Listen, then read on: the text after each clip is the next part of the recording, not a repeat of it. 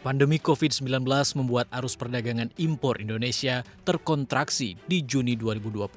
Pada bulan ke-6 tahun ini, Badan Pusat Statistik mengumumkan impor Indonesia tercatat 10,7 miliar dolar AS atau turun 6,3% secara tahunan. Tekanan impor ke tanah air dipengaruhi oleh impor migas yang anjlok 60,4%. Meski begitu, BPS juga merilis nilai ekspor Indonesia ke luar negeri periode Juni 2020 adalah sebesar 12,03 miliar dolar AS atau naik tipis 2,2%. Pertumbuhan ekspor selama Juni memang cukup menggembirakan. Alhasil, neraca perdagangan Juni surplus 1,27 miliar dolar AS. Kinerja neraca dagang Juni 2020 lebih ciamik jika dibandingkan Juni 2019 yang mencatatkan surplus hanya 270 juta dolar AS. Sementara, sejak Januari hingga Juni 2020, secara kumulatif neraca perdagangan Indonesia surplus 5,5 miliar dolar AS.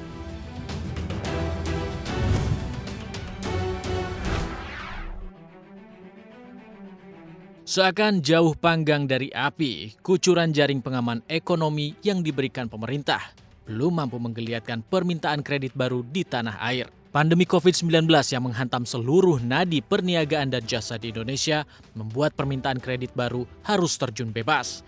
Bank Indonesia melaporkan permintaan kredit baru di kuartal 2 tahun ini tercatat minus 33,9% jika dibandingkan periode yang sama tahun sebelumnya.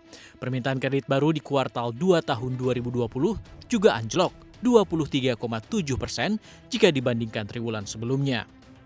Penurunan pertumbuhan kredit baru terjadi pada seluruh jenis kredit, tapi sedikit angin segar datang dari perkiraan Bank Indonesia.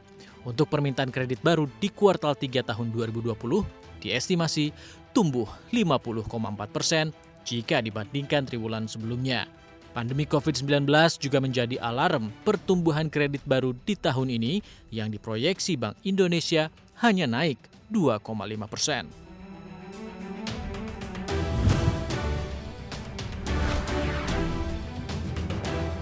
Seluruh sendi ekonomi Indonesia dihajar habis-habisan oleh corona.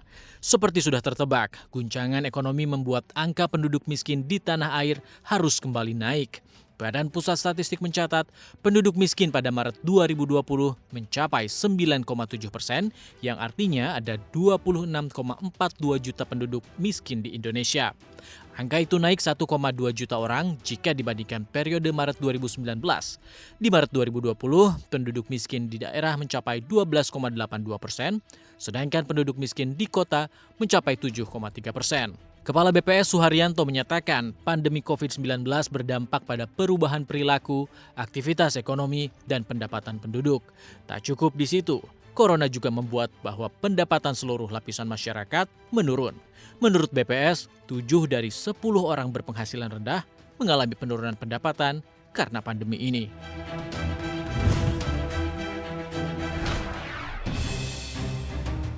Perusahaan plat merah masih terus aktif mencari pendanaan dengan menerbitkan surat utang.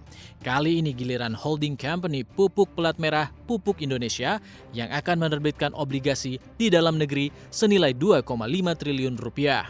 Sekitar 1 triliun dari dana obligasi 2 tahap 1 ini akan dipakai untuk refinancing utang obligasi yang jatuh tempo pada 9 November 2020. Sisanya akan digunakan untuk memberikan pinjaman kepada anak usahanya dengan rincian 35% atau 875 miliar rupiah dipinjamkan kepada Petrokimia Gresik dan 25% atau 625 miliar rupiah kepada PT Pupuk Iskandar Muda untuk melunasi utangnya ke perbankan.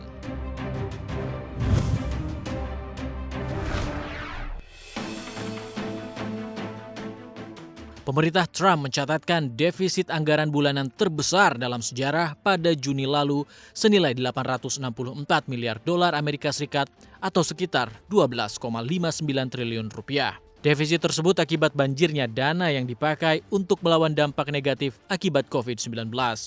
Jumlah ini juga melebihi sebagian besar defisit tahunan dalam sejarah negeri Paman Sam dan berada di atas rekor defisit bulanan sebelumnya di April sebesar 738 miliar dolar Amerika Serikat.